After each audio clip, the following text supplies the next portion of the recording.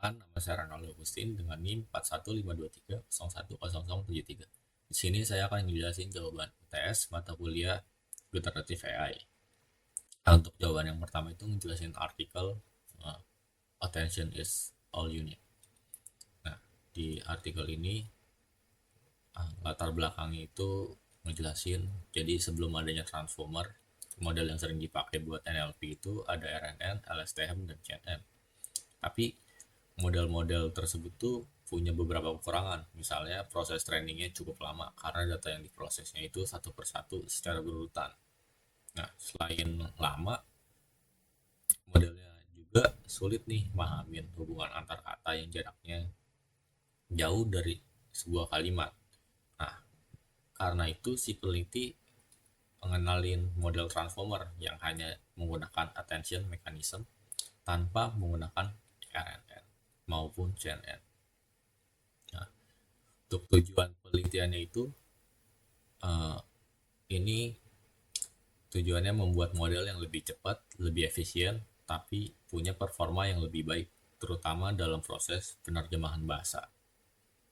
Nah, si transformer ini memungkinkan untuk proses trainingnya dilakukan secara paralel, sehingga waktu training jadi jauh lebih singkat dibandingkan model-model sebelumnya. Nah, selanjutnya ada konsep self-attention. Konsep ini adalah konsep utama di dalam model transformer. Attention ini merupakan mekanisme yang digunakan model untuk nentuin bagian input, mana yang paling penting atau paling relevan. Dalam prosesnya terdapat tiga komponen utama, yaitu ada key untuk query, ada K untuk key, dan V untuk value. Nah, cara kerjanya si model akan menghitung nih hubungan antara query dan key-nya untuk mengetahui seberapa besar perhatian yang diberikan pada suatu kata. Nah, setelah itu hasil perhitungannya digunakan untuk mengolah value sehingga setiap kata bisa memahamin konteks dan hubungannya dengan kata yang lain di dalam satu kalimat. Nah, selanjutnya ada arsitektur transformer. Nah, arsitektur transformer ini bagian utamanya itu ada dua, yaitu ada encoder dan decoder. Si decoder ini bertugas membaca input dan mengubahnya menjadi representasi data. Sedangkan si decoder ini ngasilin output secara bertahap. Nah, di dalamnya juga ada beberapa komponen penting seperti multi-head attention, feed-forward network, residual connection, dan layer normalization.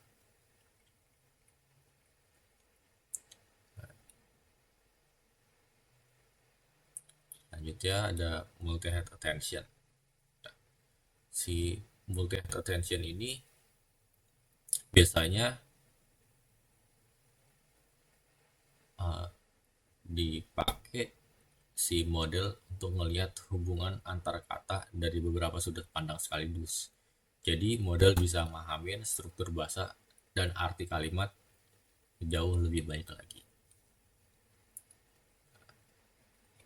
Itu ada positional encoding. Nah, karena si transformer ini tidak pakai RNN, model nggak bisa nih ngetahuin urutan kata secara otomatis. Oleh karena itu digunakan positional encoding untuk ngasih tahu informasi posisi setiap kata dalam kalimat supaya urutannya tetap bisa dipahami oleh si model. Nah, untuk hasil penelitiannya nunjukin bahwa si model transformer ini memiliki performa yang lebih baik dibandingkan dengan model sebelumnya. Pada penerjemahan bahasa Inggris ke Jerman, transformer itu mendapatkan blue score sebesar 28,4, sedangkan untuk Inggris ke Prancis mendapatkan 41,8. Nah, selain lebih akurat, proses trainingnya juga jauh lebih cepat dan biaya komputasinya juga bisa lebih rendah.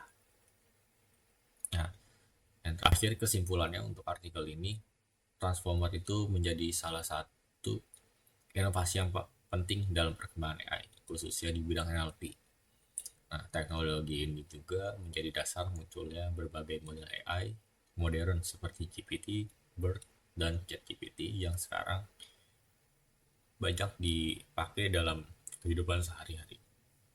Nah, selanjutnya untuk jawaban soal nomor 2, yaitu soalnya eh, ada. Nah, selanjutnya untuk soal jawaban nomor 2 itu ngejelasin loss function yang ada pada deep learning. Yang pertama ada probabilistic losses, ada binary cross entropy. Nah, binary cross entropy ini termasuk dalam probabilistic losses.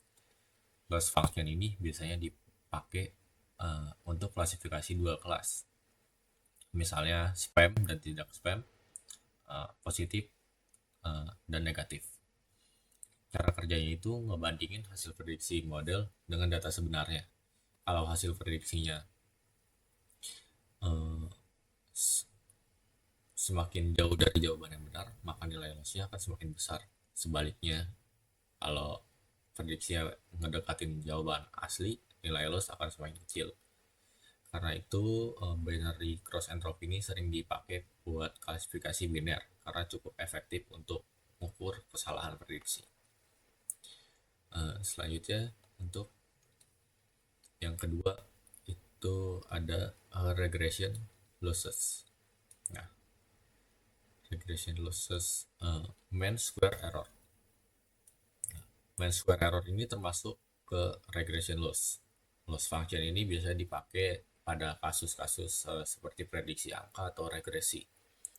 Cara kerjanya itu ngitung si selisih antara hasil prediksi dengan nilai sebenarnya. Lalu selisih tersebut dikuadratkan dan dirata-ratakan. Semakin kecil nilai MSE-nya, berarti hasil prediksi model semakin bagus. Biasanya contoh penggunaannya di prediksi harga rumah, suhu, atau penjualan. Nah, selanjutnya ada Hinge-Loss. Hinge-Loss ini termasuk ke Hinge-Losses for Maximum Margin Classification. Nah, si loss function ini sering dipakai pada metode klasifikasi seperti super vector machine atau SVM. Tujuannya adalah membantu model memisahkan dua kelas dengan margin atau jarak yang lebih jelas. Kalau model sudah memprediksi dengan benar dan jaraknya aman dari batas klasifikasi, maka nilai loss-nya akan semakin kecil atau nol. Tapi kalau prediksinya salah atau terlalu dekat dengan batas, nilai loss-nya akan semakin besar. Menjawab soal nomor 3, di sini diminta untuk membuat video menggunakan AI. Nah, di sini saya menggunakan AI dari CapCut. Nah, caranya itu yang pertama kita di sini pilih video studio. Nah, setelah itu di sini ada untuk kita masukin prompt yang mau bikin video tentang apa. Nah, karena di sini ketentuannya untuk membuat video tentang mercubuana, jadi tinggal masukin aja video tentang mercubuana. Itu pilih send, tunggu prosesnya selesai.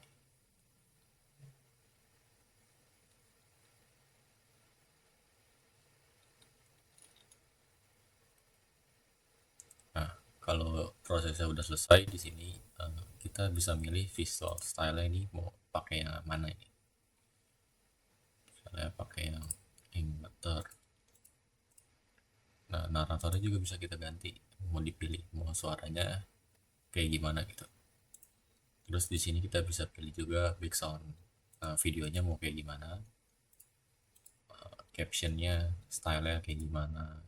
Di sini scene medianya kita pilih video klip. Nah, untuk durasinya ini kita bisa sesuaikan mau berapa lama. Aspek rasionya juga kita bisa ubah mau 9:16 atau 16:9. Dan yang terakhir kita bisa pilih untuk platform kita uploadnya mau pakai yang mana. Setelah selesai kita bisa langsung generate videonya. Nah, tinggal tunggu prosesnya selesai. Untuk hasilnya nanti sudah dicantumin link di Word-nya. Nah, selanjutnya untuk jawaban soal nomor 4 ada visualisasi AI. Nah, yang pertama itu ada Tableau. Tableau ini dipakai untuk mengolah data menjadi grafik atau dashboard yang interaktif. Nah,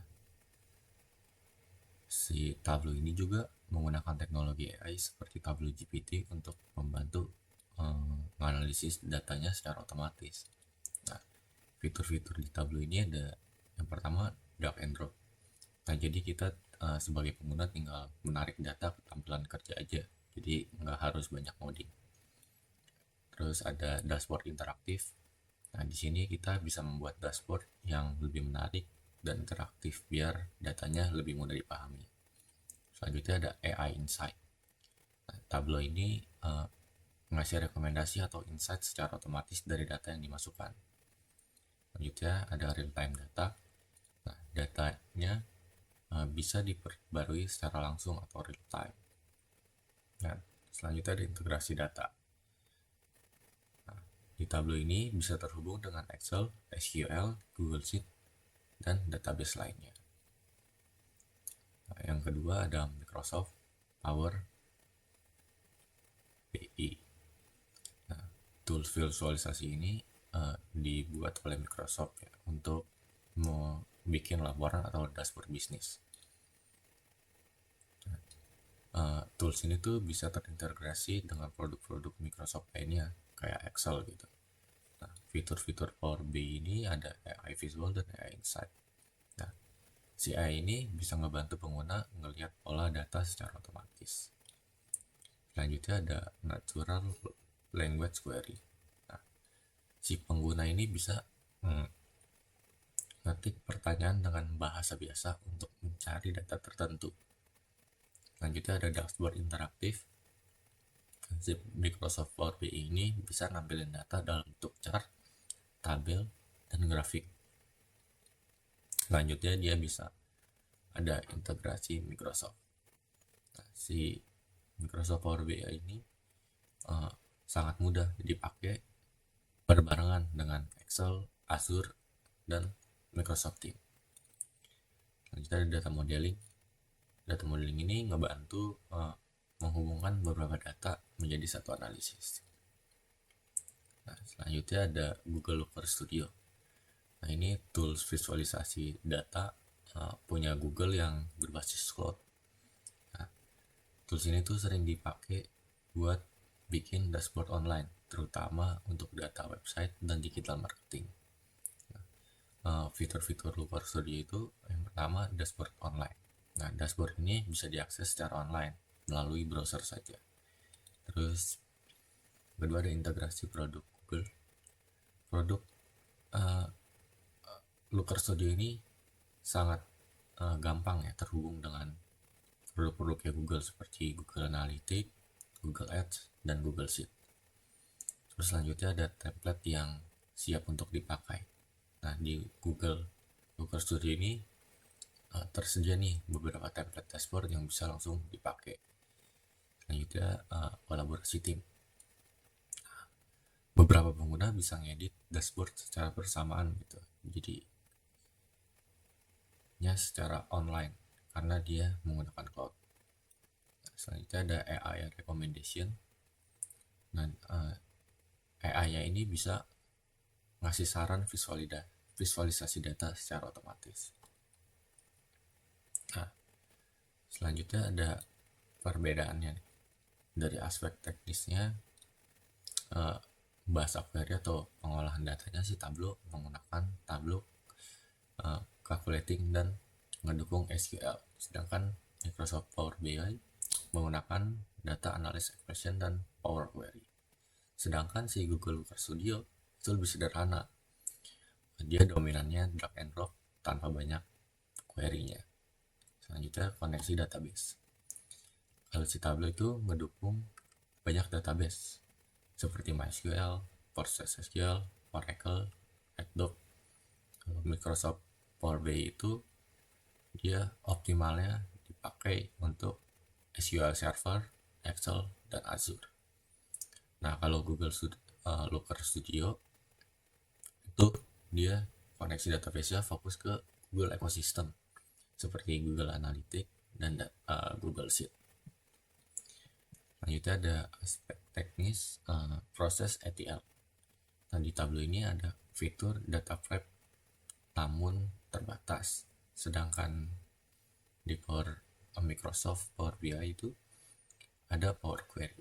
Sedangkan di Google Looker Studio fitur transformasinya itu lebih sederhana.